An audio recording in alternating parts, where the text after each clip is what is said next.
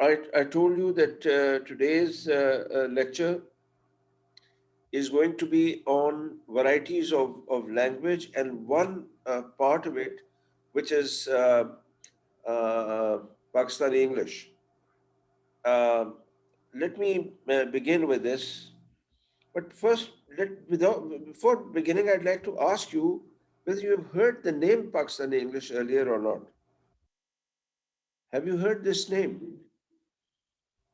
Yes, sir. Yes. You have. So, what did you think it was? Did you think it was something desirable, or what? So I just thought that it's a variety of English, You thought it was? a different variety of English as Variety used language. in I mean, Pakistan. before you studied linguistics, you thought this, or did you think of it? I mean, that's what you think now. Huh? Sorry. Okay. So So, I think I never heard this word before studying the linguistic, the subject of for linguistics. studying, you didn't know. Okay, I'll share screen now, and after sharing screen, I'm going to put it on here. This is uh, uh, this is going to be a lecture on Pakistani English. Okay, okay. I have now the concept of this is, first of all, of course, you're right. It is a variety of English. If you look at the chart which you did earlier for the varieties of language, you will find that there is such a thing as dialect, there is a sociolect, and there are other things. I'm at the moment we are not going to talk about, but I told you one thing, that all languages, big languages like English, are actually made up of, all of them are simply a sum total of varieties. What we normally do is we consider the language which we use for writing, and the one which is used in the offices and universities and by the elite, etc., for speaking also, we call that as the language, whereas actually that is a standardized variety, one variety which is standardized for use. So we make the mistake of calling the standardized variety as the language, whereas actually all of them, all varieties, whether standardized or not, if they are bound to a certain with a certain area, then they are dialects. If they are bound to a certain class, then they are sociolects, etc. If they are the peculiar kind of ways of speaking of a person, then it's called an idiolect. But all of them are varieties of a language. Now, what sometimes what happens is that a language is used in the in countries and among people different from the ones who are its speakers, mother tongue speakers. Of course, we know that mother tongue speakers also don't. They also speak varieties. So they also do not speak one variety only, unless it's a very small language. But a huge language like English, obviously, it has many varieties. It has varieties spoken by native speakers and which are standardized, like standard British English, standard American English, Australian English, the English of uh, South Africa, the English of New Zealand. All these are varieties of speakers of the language itself, native speakers. But English has been used in the ex colonies of Britain, India, and Pakistan among them, but others also. And here, what happens is that these are used, if they are used by people who are brought up in these, speaking these languages and writing these uh, languages, then those people become very good in them. They speak them casually also, they speak them spontaneously also, they speak them with each other, etc. They speak the what is called as the non-native variety of the language. That's called, that's the concept of non-native Pakistani English.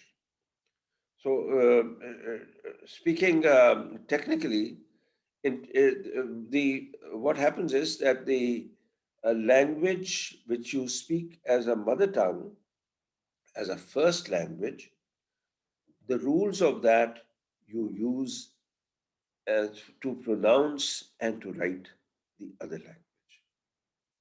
This is sometimes called interference, sometimes it is called borrowing, but this concept is very simple. Interference arises when a bilingual subject, borrows the phoneme of the secondary language and then applies it to the primary language, right? So, if consider this as something like a computer program. Your computer is designed to do a certain thing, and then you want it to do something else. So it's going to use whatever program is in it in order, as far as possible, to use the other thing also.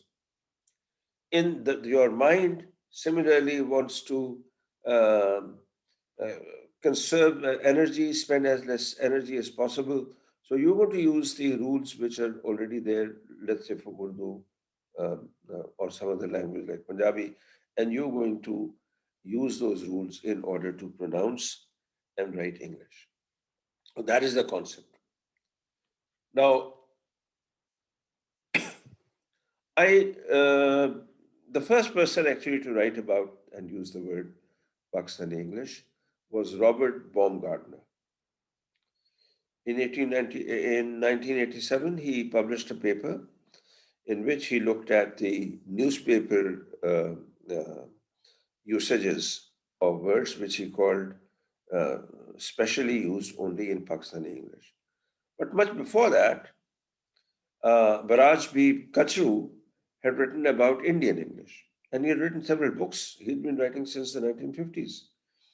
So the concept was there, and Indian English, uh, if the language of uh, interference is Hindi, is very similar to the kind of English which he called Pakistani English. If it is Punjabi in India, then it's of course exactly the same, almost exactly the same as the language spoken by speakers of Lahore. I mean, English spoken by speakers of Lahore. Very similar, because the language, the rules of the Punjabi language are being used by this speaker to use to speak English. I was the second one to write about it, the second major, let's say, person to write about it. And I divided this. My book, which you have got, I've sent it to you today. That is a description of the uh, uh, variety Pakistani English from the point of view of the pronunciation. That means phonetics and phonology, and grammar, which means morphology and syntax, and of course meaning, which means vocabulary, and so on and so forth. This book of mine, which you have now, you can read it. I mean, it's was written a long time back. It was written in 1988, 89 as an MLit thesis, but it was published in 1990, and since then I have written something on Pakistani English, but not much after that. So I divided it into certain uh, sub varieties, and the sub varieties are anglicized Pakistani English, one. Secondly, the acrolect. Third, the mesolect. And fourth, the basilect. So anglicized variety of Pakistani English is very near as possible to the British variety of English as far as writing is concerned, but not as far as speaking is concerned. The acrolectal variety of Pakistani English is that which is spoken by children who have been to English medium schools, also written by the same, which is near um, British English, but not as near as the variety used by as the anglicized PE, which I have mentioned above. Um, then there is the mesolect, which is in between. Now, this mesolect is generally the kind of English which is spoken by children who have gone to Urdu medium schools, and it deviates more from the British pronunciation and writing. And basilect is the sub-variety which is used by people with not much education, but who are forced to use English, like butlers and guides and travel agents and such kind of people. So this deviates a lot from British English, and sometimes the words, etc., are uh, pronounced in such a way that it's difficult to understand them. So, all right, and let's look at a few features of anglicized PE, anglicized Pakistani English. First of all, look at the dental fricatives the and the. You know them very well because you have studied phonetics. The and the are replaced by tha and da. So instead of think and then, we say think and then, both in Pakistani English as spoken by the Urdu speakers as well as Punjabis, as well as Hindis, and as well as Pashtuns actually, as well as Indian speakers of English, and by Indian speakers, I mean not many Indian languages, although of course I don't know about all of them. Next one. The consonants, we are talking about the features of speaking. That means we are talking about the pronunciation, the phonological and the phonetic features. We're talking basically about the phonetics. Okay, so the consonants P, T, and K, P, T, and K are not aspirated word initially in the beginning of stressed syllables in Urdu, Punjabi, and Sindhi. Aspirated and unaspirated consonants are separate phonemes and therefore they are not aspirated. So, for instance, anglicized speakers of PE are going to say um, uh, uh, uh, like police and not police, okay? And pant, or like, no, pant and not pant. And they are going to say talk and not talk. They're going to say king and not king. Um, in below is I've given 16 and 78. Don't bother about them. These are the the when the vocal cords open to let out a small h, like how for how long are they open in microseconds. So don't bother about them too much. So, but this happens, and this happens if it happens for anglicized Pakistani speakers, it is true for all. Okay. Certain diphthongs of received pronunciation, that is British English, are replaced by monophthongs. For example, uh, in RP, road, rate, and etc., it will be road In Pakistani English, it will be road, and it will be, or rate. In Pakistani English, it will be rate. In British English, it will be rate, right? So these and other differences, the certain diphthongs are replaced by certain monophthongs because we don't have those diphthongs. We have monophthongs instead. And so we choose to speak what we have, our repertoire, our the kit we have in our brain, so to speak. It has these monophthongs, so we choose them. Other sounds. L, for instance, is not velarized in positions where it is in RP. So, for instance, in RP, it's lake is the clear L sound in the beginning, but bell, oh, la, see, it's got a velarized L sound, which is called dark L. Now, in Urdu and Punjabi, we do not have them. So we use the clear L throughout. We don't use the dark L. Okay? Look at the words. Our English borrows words from Pakistani culture. These examples are old. We've got new examples too, which we are going to talk about. But let's look at the old examples, such as they are. Teddy boys and teddy girls wearing teddy shoes have disappeared.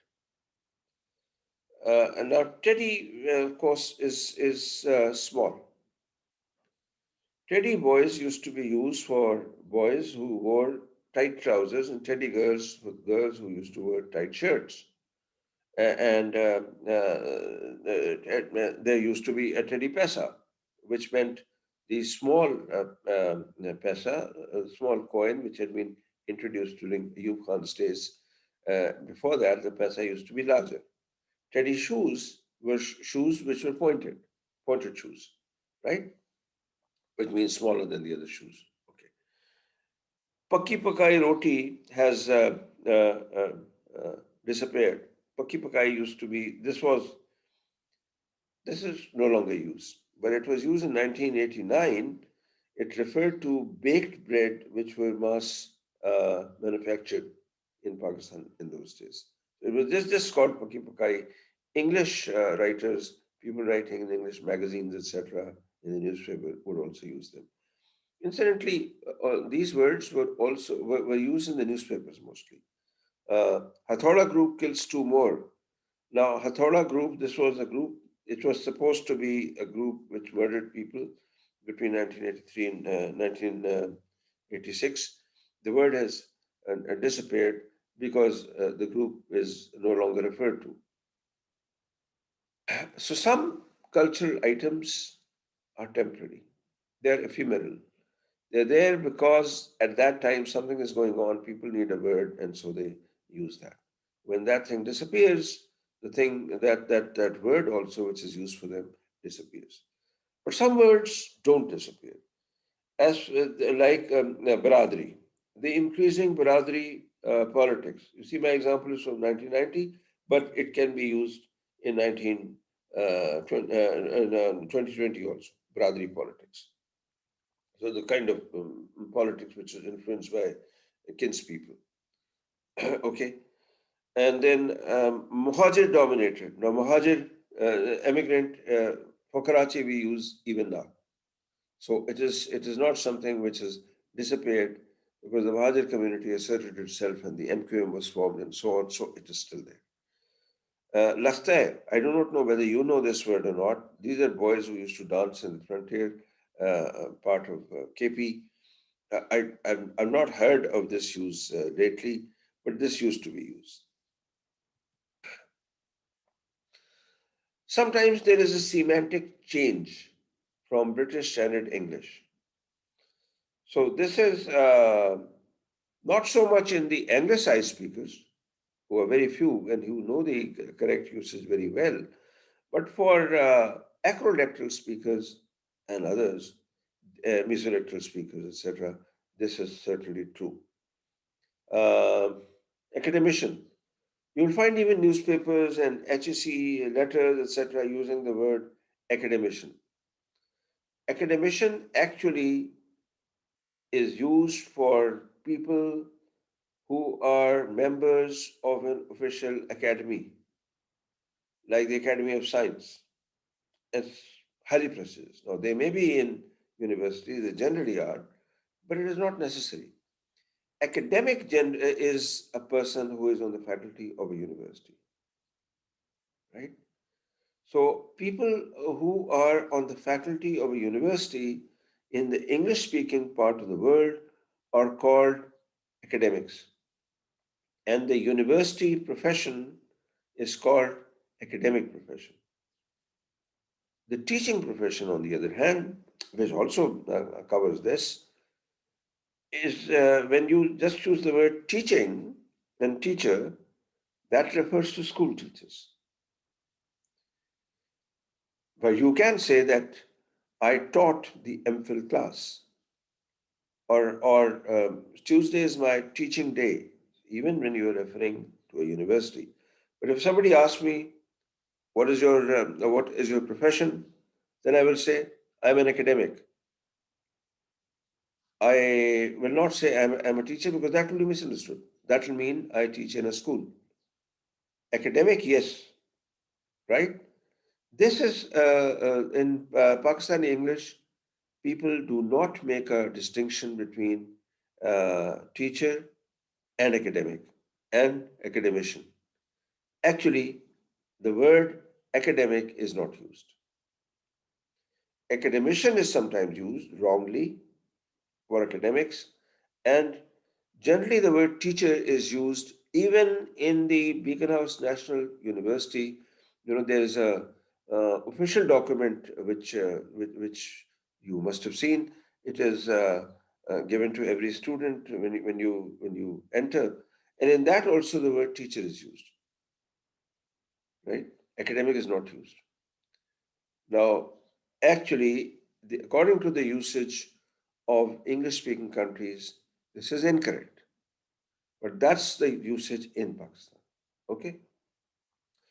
Now, Pakistan English, we have black, like black money, used for and also in Indian English, illegal gain, buying something through unfair means. This is money earned through unfair means. Chips. You know how we use chips? Anyone? Potato crisp and potato chips. What's the difference between the two? Please, can anyone tell me? Anybody, please? Is does anyone know the difference between this and that? Sir, finger chips are fries, I guess. Potato crisp are the chips. They're Not also sure. fried. They're also fried. Look, the difference is this. I'll tell you what the difference. Chips are cut longitudinally, right? And crisps are cut in this, this horizontal way. Also, crisps are more are thinner, so they become more crispy. Chips are cut longitudinally and are generally thicker. In Pakistan, chips is used whether it's cut this way or that way. Okay, so the word chips is used, crisp is not used unless you buy it from the market. And when you buy it from the market, then it is called crisp because it's written on it, but otherwise not. Colony. People live in such and such EME colony, etc. Colony is used for an area of residence in both Pakistan English and Indian English. Actually, colony is not used for this. I mean, housing estate is what they use in British English, not colony. Okay, right. The educated class. It's an euphemistic term for the middle classes. And you say the policeman also comes and says, Keri, you are educated. You belong to the educated class, and so he is leaving you. Whereas actually, he is simply impressed by your clothes, etc. So he thinks you a car or something, and he thinks you belong to the well-connected people. So it's a euphemism which we use for uh, well-connected people, for the middle classes, etc. But otherwise, the law of Pakistan makes no difference whether you are educated or not. It is only the prejudice which people have in favor of what they call the more powerful classes, and they call them educated classes. Family. In England, for instance, this would probably mean a nuclear family. In Pakistan, of course, it means an extended family. So just not parents, but grandparents, aunts, uncles, and etc. And sometimes in basilectal English, when you are being shown a house or you are using a vehicle, a public transport, then they say you can say a male says that the family is with him. He means his wife is with him. So the ticket is for the family, and it's not for many people. It's just for the wife. So wife euphemistically is called family, and not wife. So it's considered impolite to refer to her as wives or family. So, but that happens in the basilectal English, basilectal Pakistani English. ये feel, to take offense. उन्होंने feel तो नहीं किया. This is not the British English usage. This is a Pakistani and Indian English usage, and this means so and so did not take offense. Feudals. Use without lords or the feudal lobby for the feudal lords as a class. Feudals is not really the kind of plural which one uses in British English.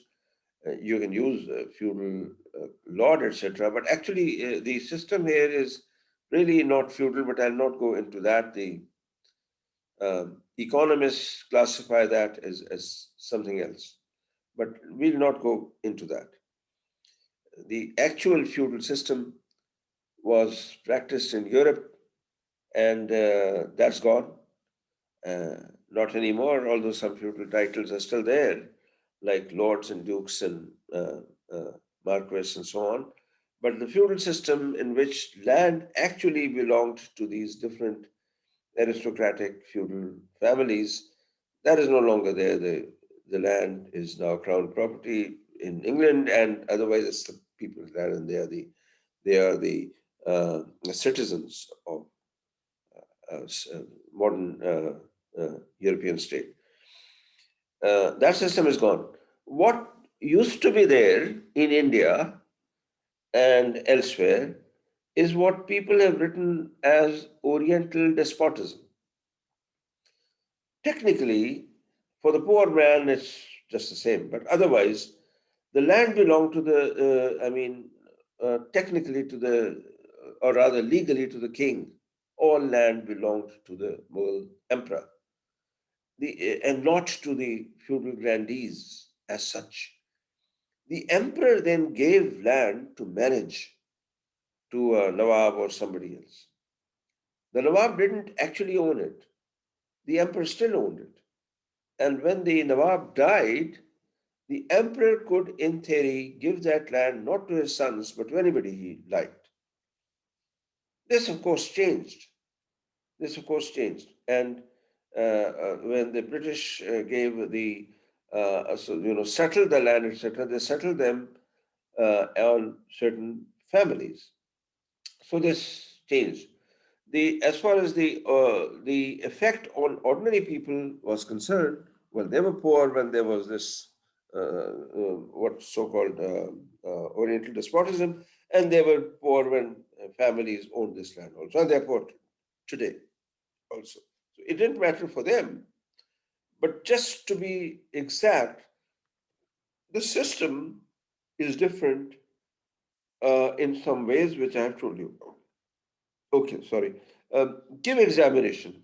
I am going to give examination, as students say. So in British English, they would say, I'm going to take examinations, not give not give examination, not give a test. The person who's testing you, like I, will give you the test. I will give you the examination paper. I will give you you will take it. With us, imtihan dena, take examination, is used and it's a translation of that. So this is a difference. Hail. In Pakistani English, you can use this. I hail from Lahore. This is obsolete in British English, is no longer used. Was used a long time back. Auntie is healthy. That means she is in good health, but not that she is fat or overweight. In Pakistan, overweight people are called in varieties C and D, which means the mesolect and the basilect, they are called healthy. But of course, people who speak anglicized English variety A or acrolectal English variety B, they don't use healthy for fat, they use overweight. Other words are corpulent, uh, and also obese, etc. But the more polite word uh, is this one, overweight. Healthy is Pakistani English, but it's in Britain it would be correct as wrong English. High gentry used for upper middle class people with a Western lifestyle, and this is used in variety C and less often in B. Variety B is, of course, the mesolect, and variety C is the basilect. Hotel is used in Pakistani English for a restaurant also, not only for a place of lodging. In British English, hotel is a place of lodging and restaurant is a place for eating. With us, that difference is simply not there. So I'm going to meet you in a hotel might mean I'm going to meet you in a restaurant. Lemon. We use lime as well as lemon for the same, whereas the lime is small and the lemon is bigger. So lemonade is what we call the drink which we have in the summer, whereas actually it is made of lime, so it should be called limeade, but we call it lemonade. In Britain, on the other hand, in certain European countries, they actually use lemon, which is bigger. So that is lemonade. Likeness, used for liking or love in varieties C and D. I have a likeness for him. This is liking for him, not likeness for him. Likeness means being similar. Liking means having an emotional feeling of, being sort of liking that person. Lower class, used for working class. Lower class is considered as disrespectful. It's not used. Working class is used. Okay. Professor, this word, oh, but I'm going to ask you, what is a professor? Anyone? You're very silent today. Please speak up. Mr. Asfandyar, Ms. Sabah Ilyas, you are again hidden, and don't do that. Sir, we mostly call the professor a person who is teaching in a college or a university. Achha, achha, good. Mr. Salamat Gul, are you there?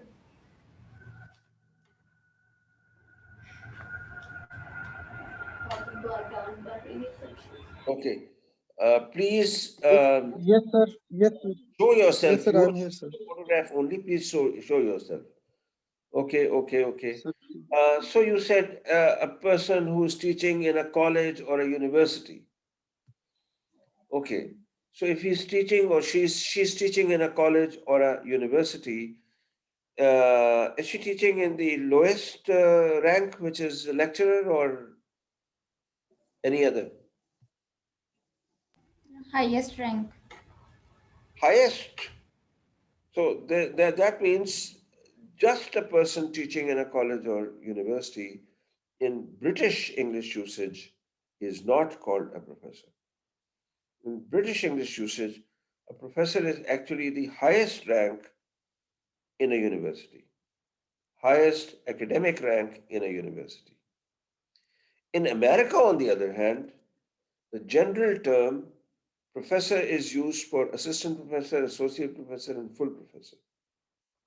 Okay, so it is used, but in American English.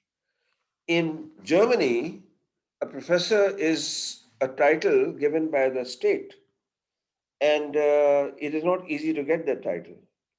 You do your first PhD, you are not a professor, you're a doctor. You become a privat docent, okay? That means you work under some professor, and this is a temporary job, and you write another thesis, another PhD. When you write your second thesis and get it published, it's called habilitation. In French, it's called habilitation.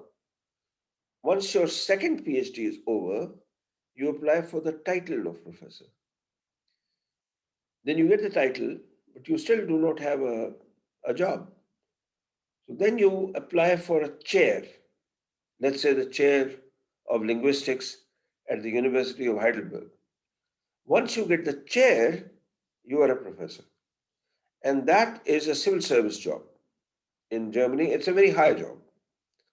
It's a very prestigious job. And after that, you choose your, when you want to come to the university or not. There's nothing, no fixed time for you, etc. You choose your convenience.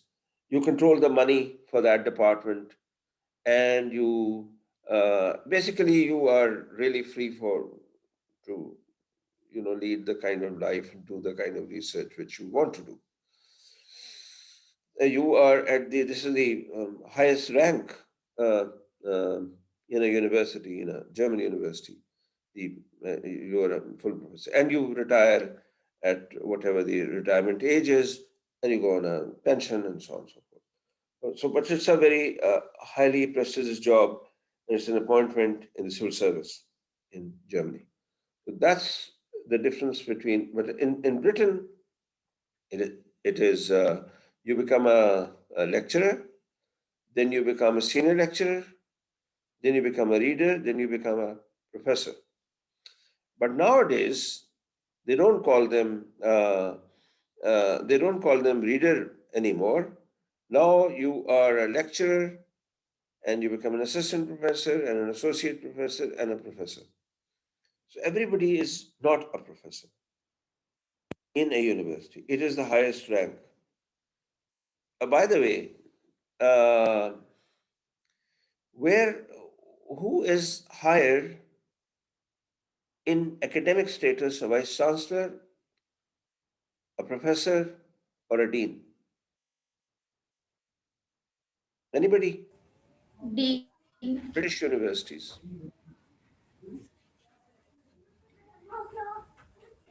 Yeah, speak up. Maybe professor, because we are talking about the highest rank given to the professor. Yeah, but somebody spoke up saying something else and couldn't catch who it was. Somebody said something, who? Okay, the theory is that professors, uh, deans, and vice chancellors are also professors, generally in British universities. And there is in academic matters, in matters of prestige, the rule is primus inter pares.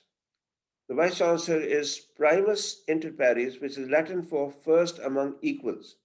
So he is equal to professors, but he is also first in the sense of being responsible for certain policies and execution of certain policies.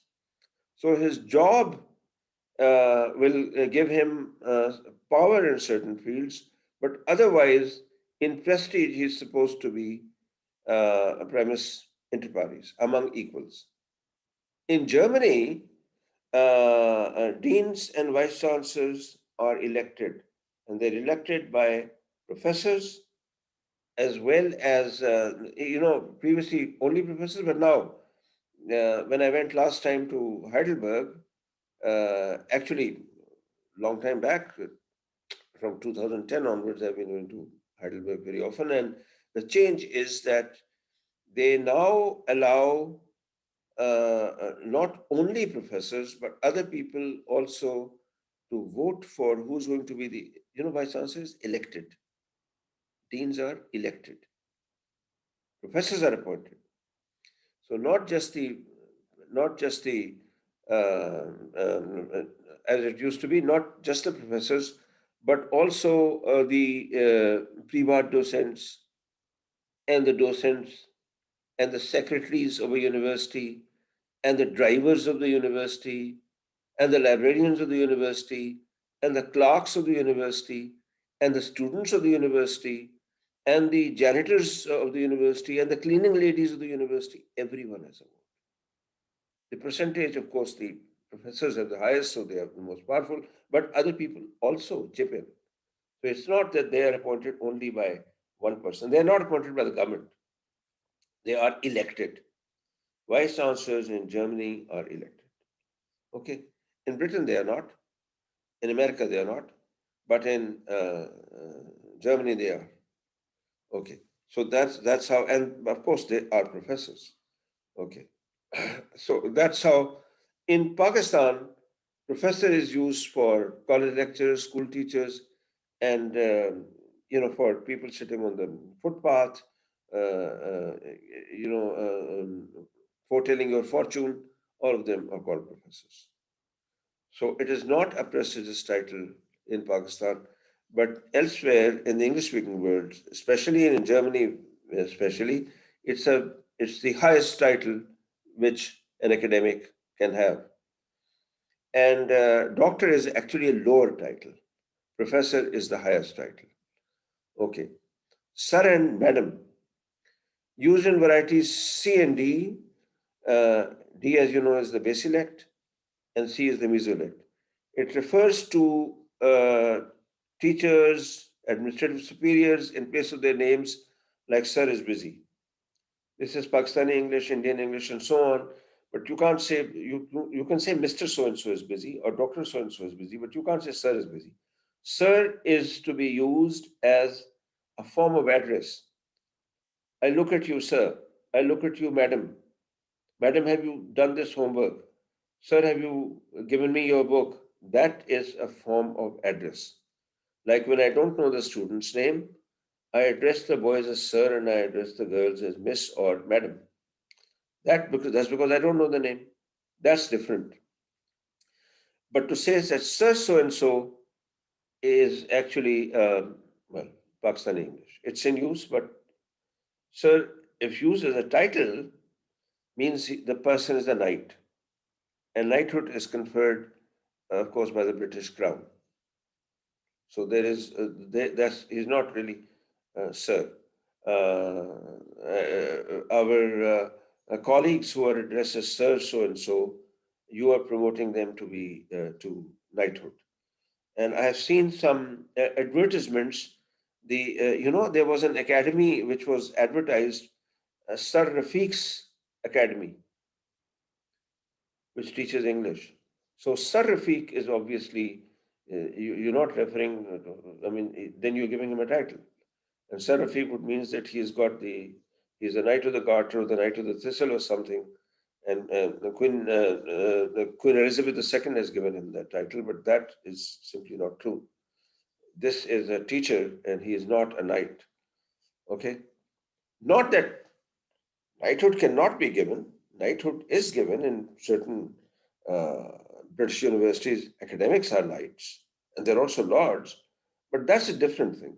In Pakistan, there's no real knight in Pakistan, as far as I know, because the last one I knew has expired, so I don't think there is any real knight now anymore. Sir Firoz Khan Noon used to be one, and lots of others, but they're no longer there. Okay, source or jack used for influence, which can be used for one's, to make yourself advance. So that's a source or a jack. Take examination, I just told you about. Teacher used only not only for school teachers as in British Standard English, but also who teach at any level anywhere. Teacheress is used for a female teacher. This is no longer in use in the British Standard English. And now a female teacher is used, but not even a lady teacher, but a female teacher is used. Ticket is used for stamp as well as bus and train tickets. We use tickets for all.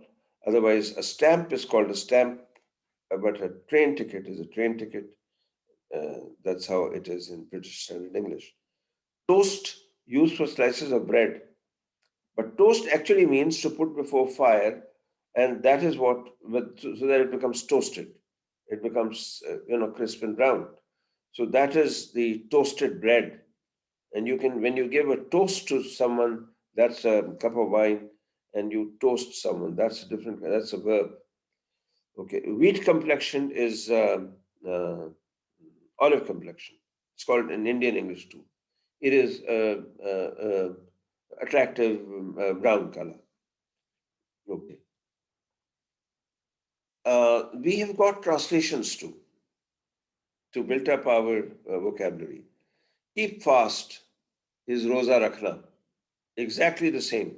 Otherwise, it's a verb, and in English, that's to say, in British Standard English, it should be simply I fast, you fast, he fasts, she fasts. But we use keep fast.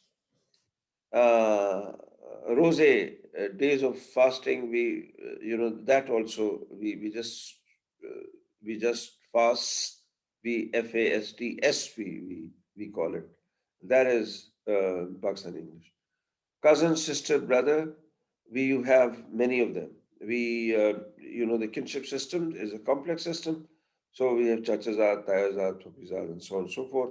We simply call them cousin, brother, and cousin, sister when we are using Pakistani English. Uncle and auntie is used for not just uncles and aunties, but people, it's called fictive kinship also we use. That is because it is rude. It's considered rude in our society not to use fictive kinship because we don't want to use names. It's considered as rude. Therefore, we call people uncles and aunties whether they are related or not. 420, scoundrel, cheat, or swindler. There was a section of the English, of the Indian Penal Code, because of which cheats are referred to as 420. It's in both Indian English and in Pakistani English. Cantonment is a special township set aside for the military. Dicky, the term was used for a spare passenger seats at the back of the car. It is used in Indian English and Pakistani English for the back of the car, for the boot of the car. Stepney is a spare wheel of a vehicle. The word probably comes from the name of a street in Wales where a mechanic used to supply these spare wheels. But we call it Stepney even now in Indian English and British English. Tiffin, not so much in use in Pakistani English now, but it is still used in Indian English. Tiffin room, tiffin carrier, etc.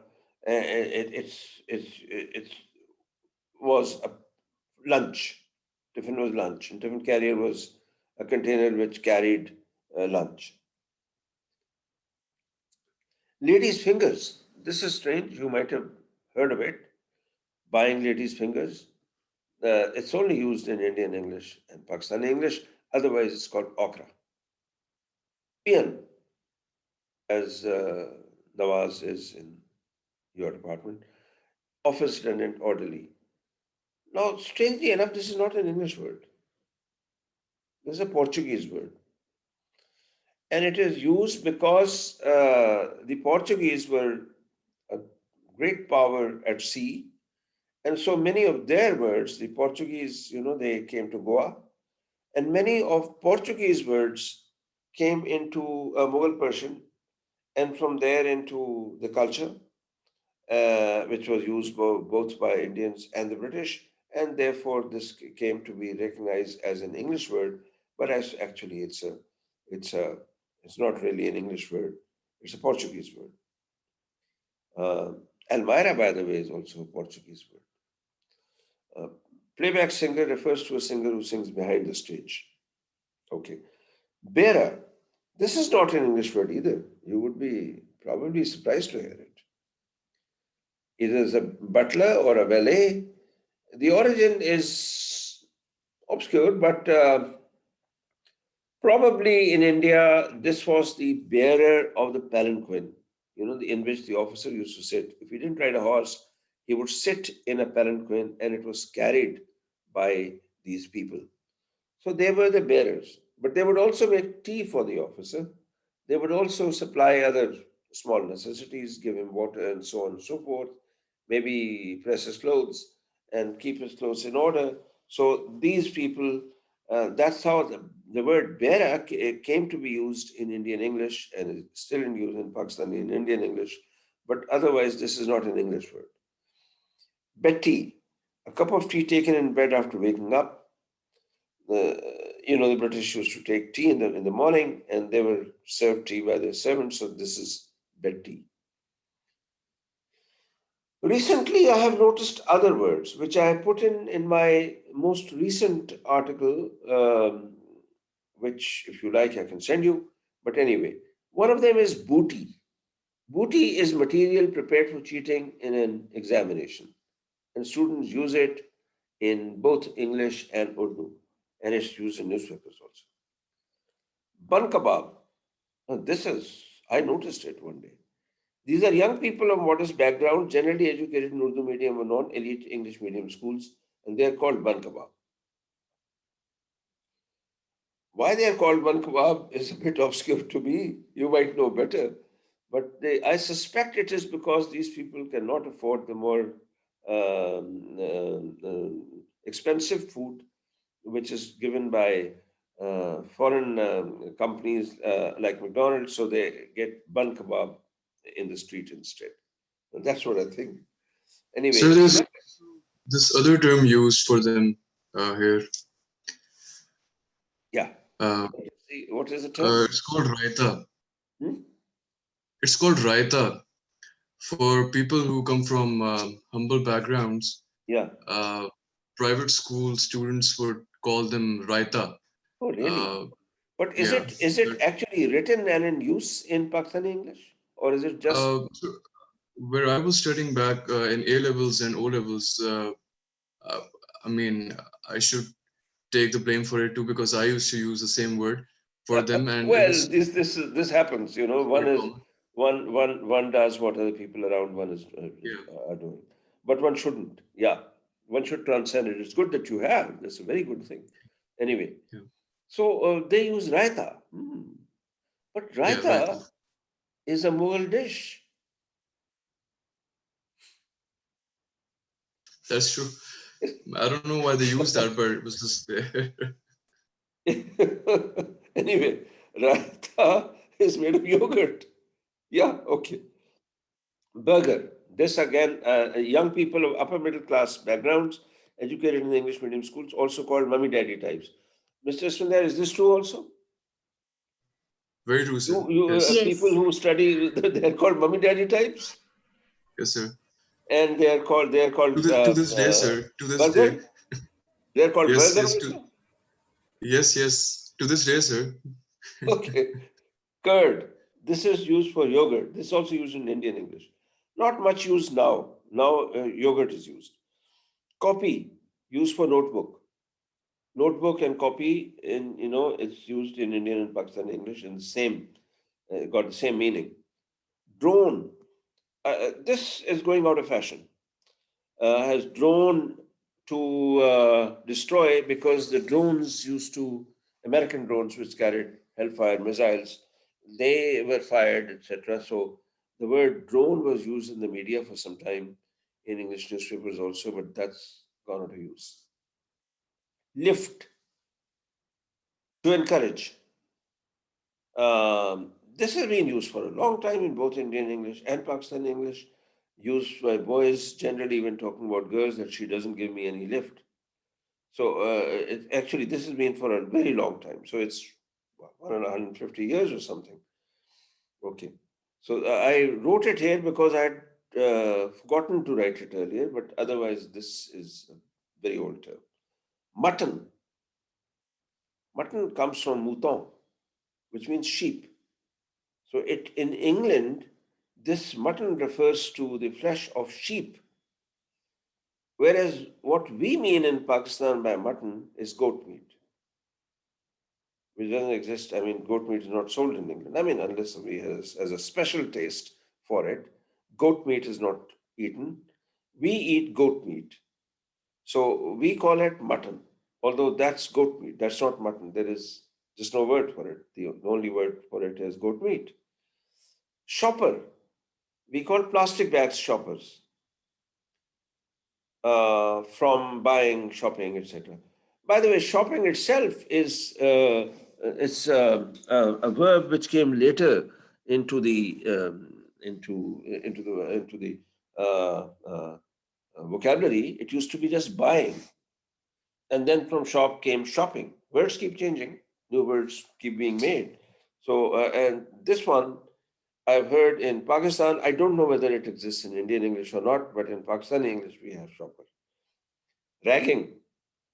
Ragging is hazing, teasing, bullying, um, as happens to young students when they enter a college or something. I hope it doesn't happen in universities, or does it? Is there some ragging in universities? Yes, sir. There is? Yes. I'm rather surprised. Okay, I didn't know about it. But there is. Well, in America, I hear that there's a lot of it. I've not ever been to an American university, but I've heard that there is a lot of it. But I don't know about Pakistan. Tension. Do not take tension. Do not worry.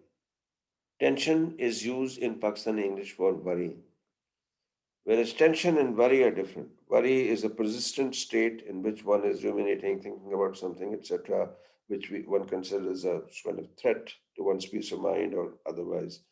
Whereas tension is some very sudden state in which one's nerves are tense, etc., which will be resolved in a moment, this way or the other. So tension is not the same as worry. Worry can go on for a long time. So tension and worry is not the same, but people use it as if it means the same. In the end, I will suggest a model for those of you who might be teaching English and those of you who are in the English language teaching, what do you call it, TESOL. I will suggest a model for you. Among the varieties of English described earlier, only the acrolect and the mesolect can be possible candidates for a practical and suitable pedagogical model for Pakistan and India. If certain features of the two varieties are combined together, it might be possible to have an indigenous standard model which may be used in schools as well as colleges which teach English. Those who specialize in English language and literature may, of course, go on to learn native varieties of English in university departments of English, but others can follow this model if they like. Phonetics and phonology just follow variety A. However, V need not be, V and W, there's no need to distinguish between them. So W is when, and V is, when, viper. It doesn't matter. R may be pronounced whenever it occurs orthographically. So car is okay. There's no need to say car. Okay. Syntax and morphology. The definite article may be omitted. The army is a good profession in Pakistan is what the British English I would suggest. So if you say army is a good profession in Pakistan, that's okay. But if you're writing within Pakistan, only then. In lexis and semantics, only words of English should be used when communicating internationally. So when you're communicating internationally, if you mean academic, don't write teacher. If you write, if you are meaning limeade, then write limeade, don't write lemonade. If you want to meet someone in a restaurant, well then say restaurant, don't write uh, hotel. Words should not be used in senses in which they are not used in other varieties of English unless dictionaries give these special meanings too. Okay. Compound formations as in variety B may be allowed when they are intelligible to other speakers of English. You will read the book and you will find what these compound formation is. Key bunch, bunch of keys. So we don't say key bunch in British Standard English, we say a bunch of keys. That you will see over there. Words such as cousin, sister, black money, cantonment, which can either be understood in the context of their use or have been used very frequently by writers, they may be retained. So my point is, do write in such a way that you are intelligible to the audience, to your readers. If you're writing a report for an international audience, then you should write the language you should write. Of course, the grammar should be the same as British Standard English, but otherwise also your vocabulary should be such that it should be intelligible. If you're writing for a Pakistani audience, Pakistani readership, then it is possible to use that kind of vocabulary which you share with them. But even then, it might be a better idea to use the international, or rather the British variety of English. If you're writing for an American audience, then learn the different words. For instance, for pavement they use sidewalk. For flat, they use apartment, right? So for hire, they use rent. So then in that case, you should learn that. So English is not a one type, and you've got to know what you're writing about. Okay? Let's ask you other things now. All right. Now tell me something of what you have not understood in this. Sir, I'd like to know the difference between idiolect and accent. Okay. Idiolect is, the basic definition. An idiolect is your peculiar variety, the one which you speak as a person or write as a person. Now, accent is not the only thing in it. You will choose some variety which is the general variety. Let's say you are speaking and writing Pakistani English. Okay, and you're writing acrolectal Pakistani English. So you'll, in most of the things which you choose, you'll be similar to other writers and speakers of acrolectal Pakistani English. But there may be just one small thing in which you vary from them, which is your peculiar trademark. Anybody who hears you will say, oh, this is Aswadar. Those peculiarities, those personal traits, those personal deviations from the general variety which you use, those are your idiolect. Now, suppose it is only a word. It's not a matter of accent. It's just a word. You use yar when speaking English. Every sentence you end with yar or start with yar. Okay. So that is, they will say, okay, if somebody hears it, they say, okay, this person is using yar so much, yeah, wahi hoga. This is aswad yar. Okay. Got this point? By the way, is yar considered a good word to use or not? Anyone?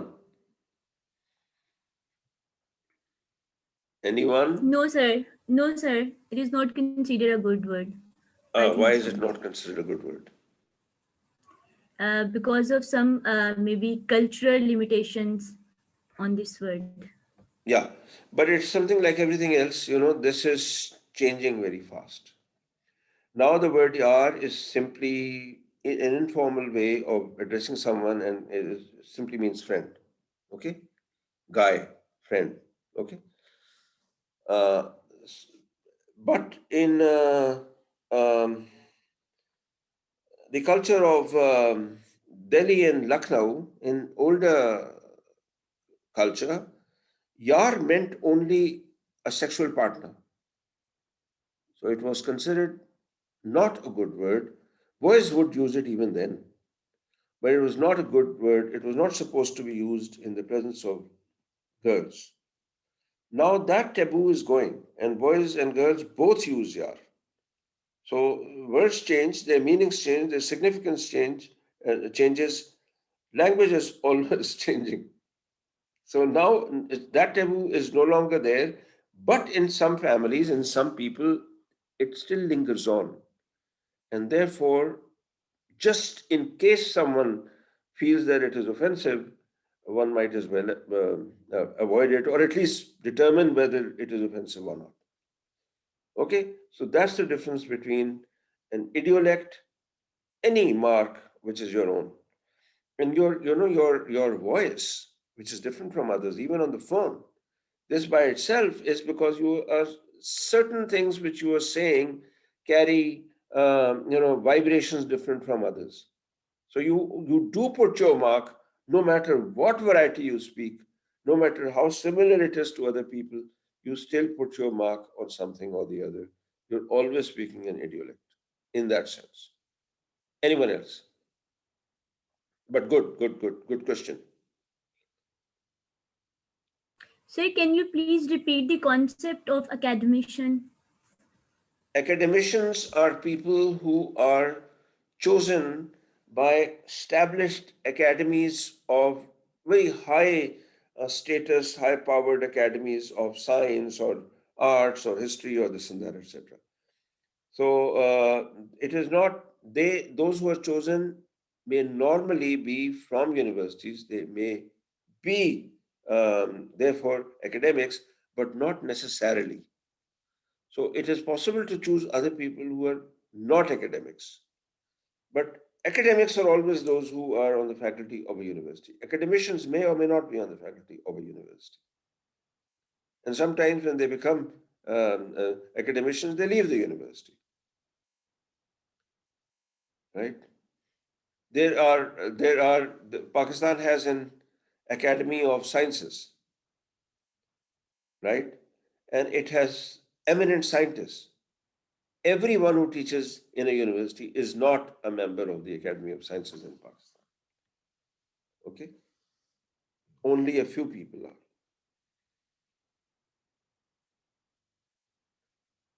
Right? Any other?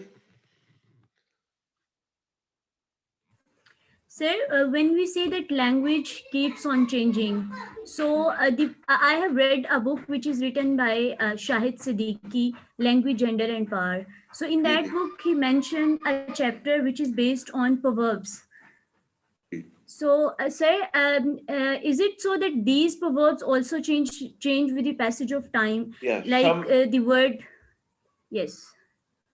like the Like we word. are talking about the word we are talking about the word yar, so these proverbs also change their meanings with the passage of time? Yes, they do. Some proverbs simply fall out of use. They're not even used. Others come in. So proverbs also change. Yes. Uh, Basically, Shah Siddiqui Saab's work is about gender, and some of the realities which made those proverbs current are still there. So, not everything has changed as far as gender is concerned, but many other proverbs, I can quote you from history, hundreds which have changed and simply no longer used. You don't see them anymore.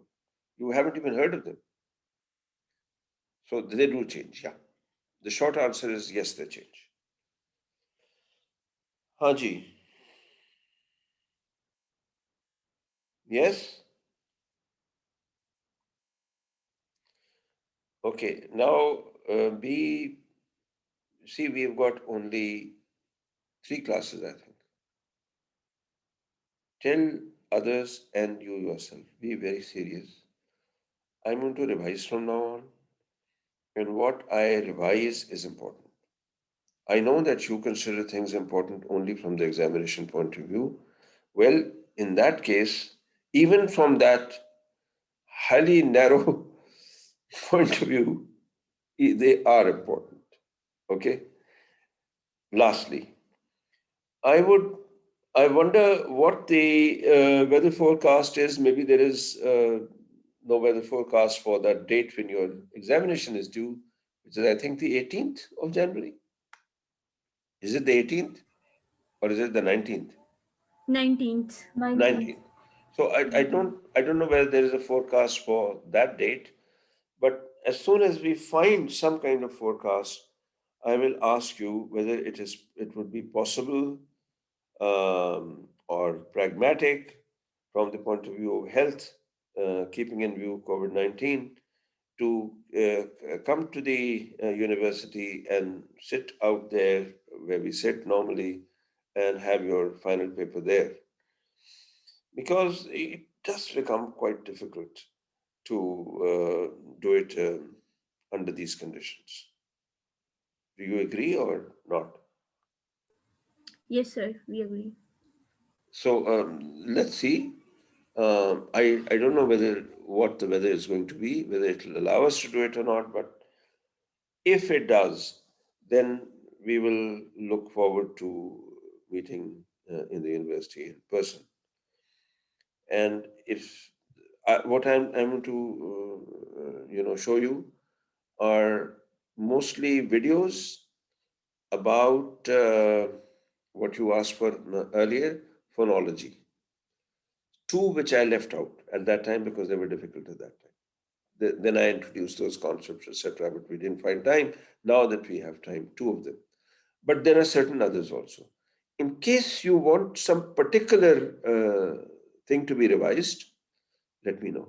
Just write an email, tell Aram, or write directly to me, and we will certainly revise that. And I hope you have enjoyed this class, although we just couldn't meet as many times in person as we should have. But I hope you still enjoyed it. Do read the readings and do read my book. And today I sent you a book. Have a look at it. You don't have to read everything, but have a look at it. Okay? Because Varieties of English is also a useful subject. Okay? Right? Okay, then. Thank you very much. Unless you want to ask me something. If you want to ask me, here I am. You want to ask me something? Okay, no, No, nothing. sir. Okay. Thank you very much then. Thank you, sir. Take care, sir. Thank you. Thank you.